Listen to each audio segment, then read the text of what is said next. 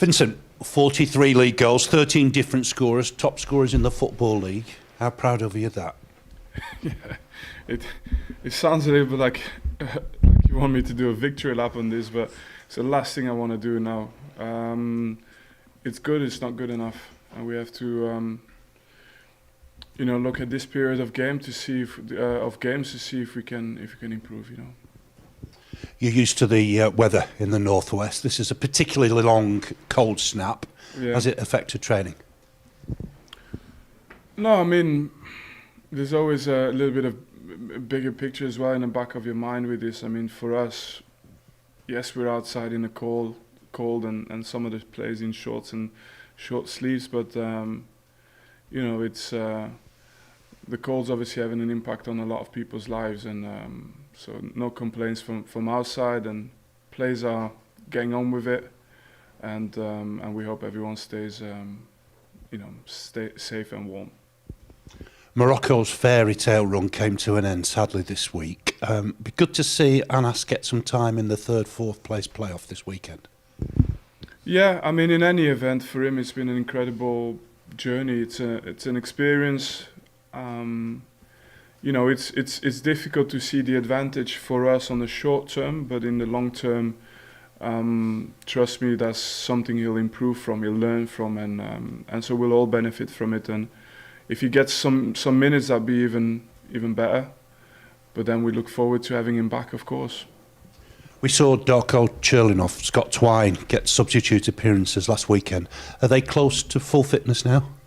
Yeah, they're good. I mean, the only thing is, like I said, it's limited game time over a long period of time. So just managing a little bit the load still, and how we integrate them back into the team. But the good thing is we've got two more players. You will have faced Michael Carrick a few times on the pitch. You'll be looking forward to facing him again this weekend. Yeah. He's just a really decent guy as well. And he's one of the ex-pros where I don't know if he knew it himself, but probably a lot of players who've played with him or against him would have tipped him as becoming a very good coach. And he's a little bit started the journey like I have, and it's always good to see people back that you've competed against for a long time. It's close to another full house at Turf Moor. The support has been fantastic, hasn't it? It's been. Yeah, it's been, but it's something I think we've really worked to. It's not just the results.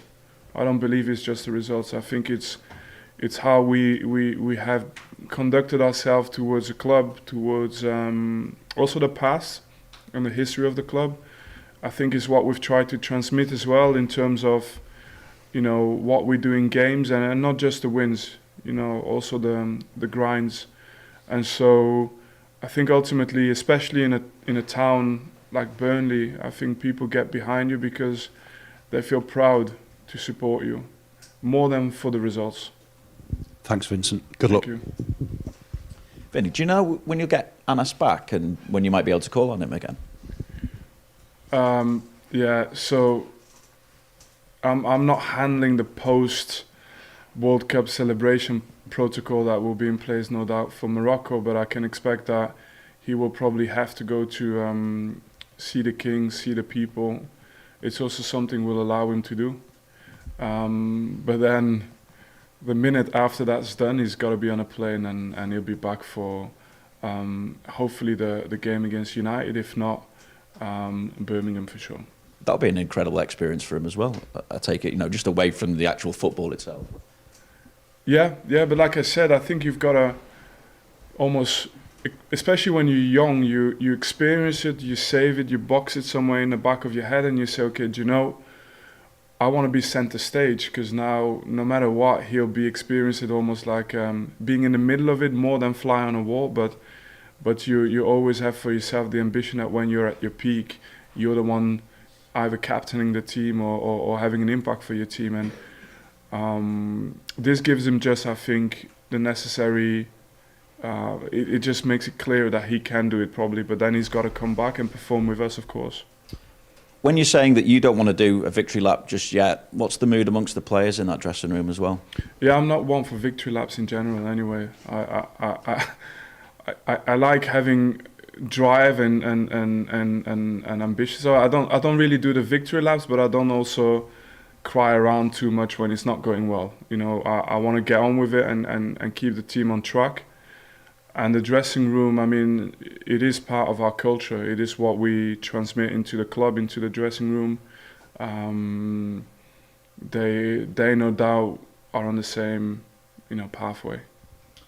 What has been the key then, do you feel, to the consistency that you've shown this season? Because obviously it's just 1 defeat, 1 draw, last 11 games, all competitions now. Well, the key's been not looking at the table too much. Trying not to speculate, trying not to control the things we don't control, and be really, I would say, almost strict or demanding on the things we do control. And then I think I've said it how many times before in these press conferences, I don't know the results, and nor will I promise a result against Middlesbrough. The only thing we do control is how we work towards the game, and then when we cross that line, is just the level of commitment we have in the game. And so you asked me about consistency, is just repeating that all the time. There's also character there as well, isn't there? Because we saw obviously the defeat to Sheffield United, but the way the lads have responded to that, it's not really dented too much of the momentum this season, when it could have, I suppose. Yeah, because, and I can tell you how I communicated. It doesn't mean I've got the secret recipe, but how we communicate around this is that we predicted, we knew that a game, especially in the league with 46 games and the schedule being as condensed as it was, we knew that a game like the Sheffield game could happen. And I don't think there's a team in the league where it hasn't happened to. And it's how you bounce back, and I think you can prepare that in August.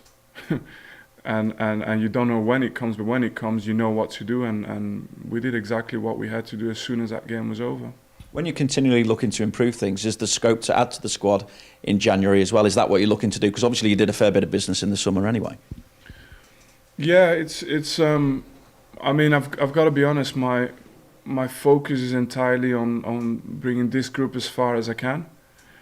But then they know. I do tell them all the time that they're not just competing with the Premier with their own team, with their own teammates.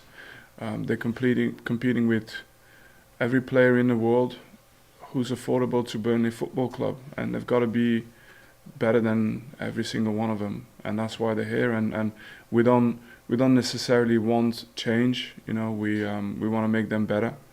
And but if someone can make us stronger, we have to improve the team. Neil Matson said this week that he would wait until the end of the season before deciding on his future. But when you look at him, what do you see? Do you see someone who could possibly be here beyond this season? Obviously, because of that, he's obviously on loan from Chelsea this season.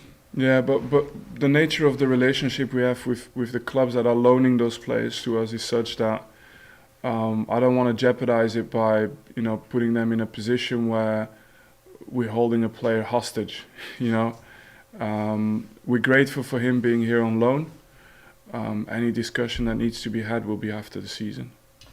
Just away from the Middlesbrough game, can I ask about whether you'll be watching the World Cup final and whether you want Argentina to win because of Messi, or do you have any thoughts on that whatsoever? No, I think my understanding is that as a Belgian citizen, you would tend towards supporting Argentina. That's how I would understand it. I'm not sure if everyone thinks like this, but that's the feeling of most people I know, and there's a bit of a rivalry there, of course, and if they win it, no problem. But yeah, but I can jump on the bandwagon and say look, it's because it's Messi's last World Cup and stuff. But to be honest, it's fallen to me to ask the Belgian question to you again. I know you've answered it before, but I get the impression, Vinny, that maybe that kind of job would be too early in your managerial career because what you're doing at a club level. Would that be a fair comment? And is it something that maybe you would look to in the future? Some of the guys are smiling already because, I've said I would never comment on these type of speculations. Top man, good luck. Thank you. Cheers.